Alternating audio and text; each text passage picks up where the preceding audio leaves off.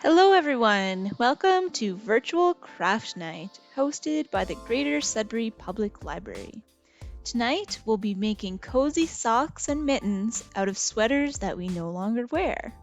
Before we get started, I want to make a note about the sweaters you've selected to use.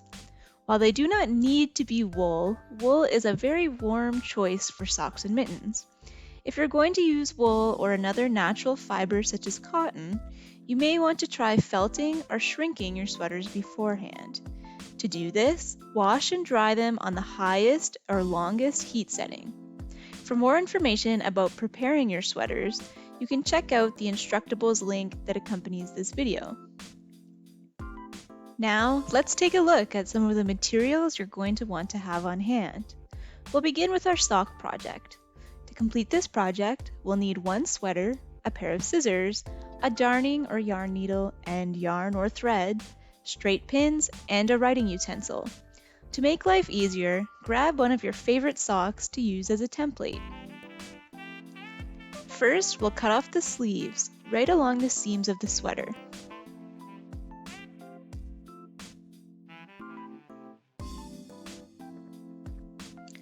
Next, turn your sleeves inside out, with the cuff of the sleeve facing towards you and the long arm seams folded to the outside edge.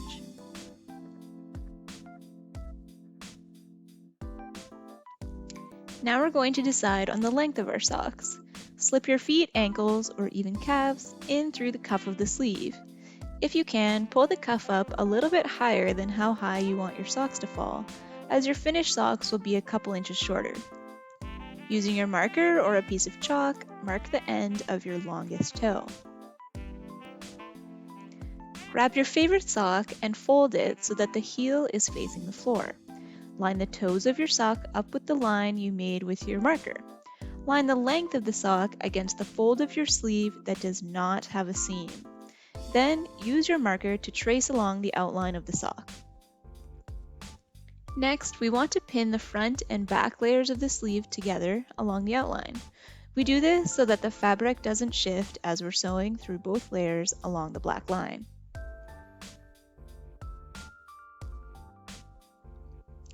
This brings us to our sewing step. If you can, select a thread or yarn that is similar to the width of the thread or yarn that makes up the sweater you're using.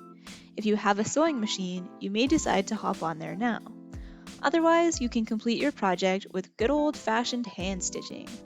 I'm using a running back stitch for my project.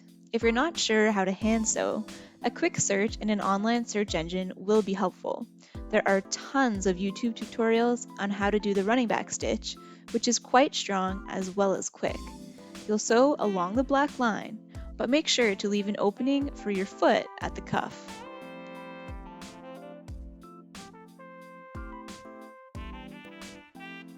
Before you trim off the excess fabric, do a fit test to make sure your sock is snug and comfortable. Go ahead and cut out your sock, then turn it right side out. One sock down, one sock to go.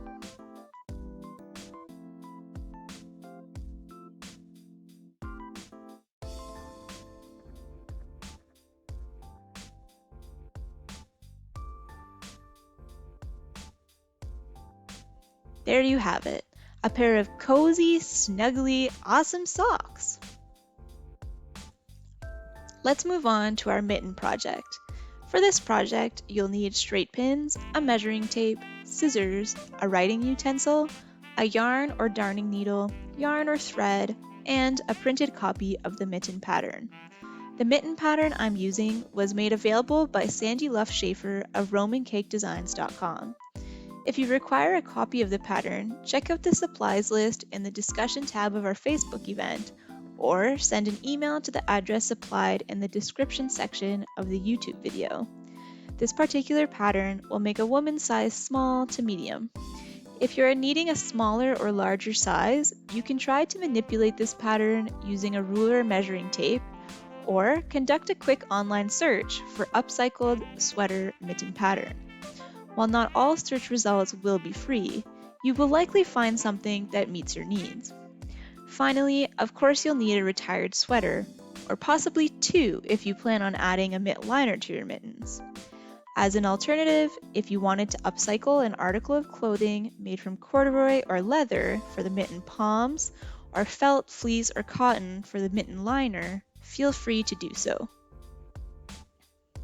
Okay, let's get started. First, we'll cut out the pieces of our mitten pattern. Next, we'll remove the cuffs off of our sweater. You want them to be somewhere around 4 inches from the bottom of the cuff. These will act as the cuffs on our completed mittens. I have these sleeves left over from another sweater project I did, so I'll go ahead and use them to add a complementary color to my mitts. Turn your sweater inside out. Using your marker or writing utensil, trace around mitten patterns 1, 2, and 3.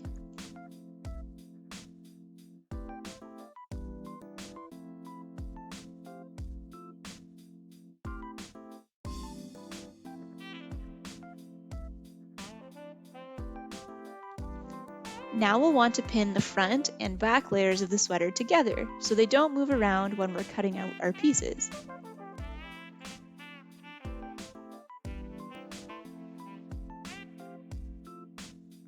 Go ahead and cut around the black outline of pattern number 1. Remove the pins and separate the layers.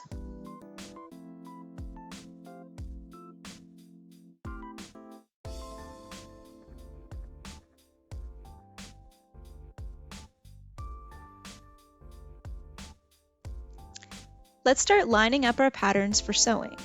Place pattern number 2 with the thumb shape facing upwards. You want to make sure that they are lined up as a mirror image, so you don't end up with 2 of the same hand. Then take pattern number 1 and line the thumbs up over top of pattern number 2. You can sort of see how the mittens are starting to take shape. Make sure that for both patterns, the good sides of the fabric are face to face. You can use the pattern to mark the sew lines. The little triangles designate where to start and stop sewing, and the dotted line tells you where to sew. Now we'll sew our thumbs together. Again, consider using a thread or yarn that is about the same width as the fibers in your sweater.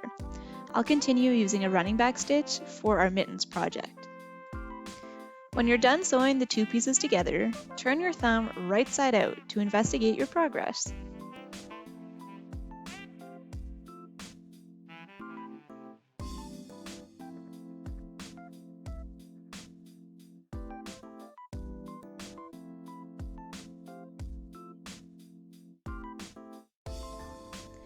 Next, we'll line up the palms with the backs of our mitts. You want to have both thumbs turned right side out, facing the sky. Place pattern number 3 on top with the good side of the fabric facing the floor. Make sure the thumbs are really tucked in so you don't accidentally sew them closed.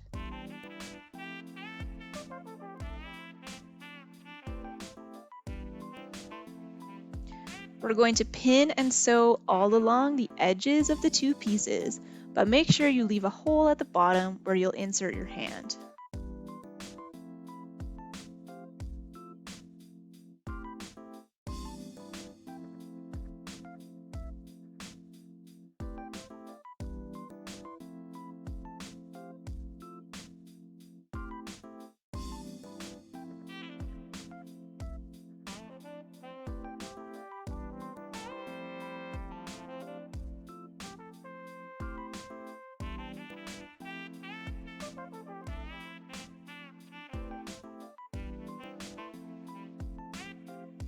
Then you can trim the strings and turn the mitten right side out.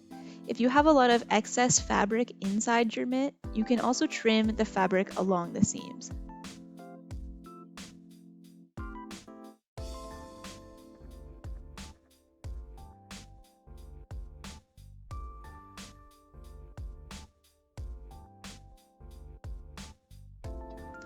All we have left to do is add the cuffs.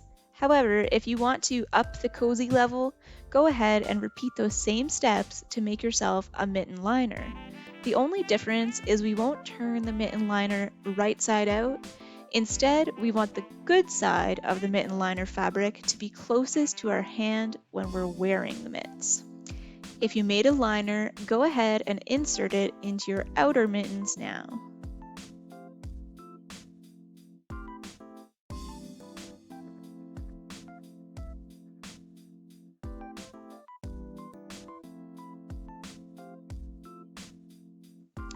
Next, we'll be bringing back our cuffs.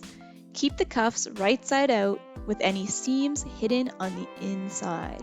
Tuck the finished edge of your cuff into your mittens and line up the unfinished edge with the bottom of your inner and outer mitts.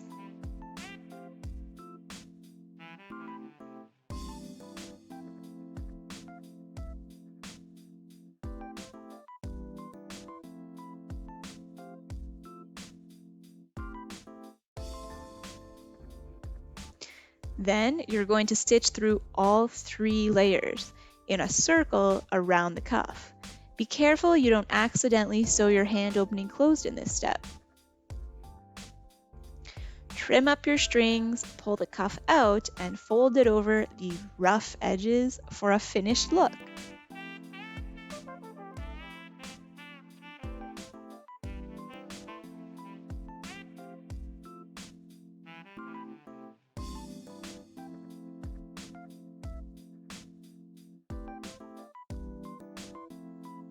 Fantastic! A sustainable craft to keep your digits warm all winter long.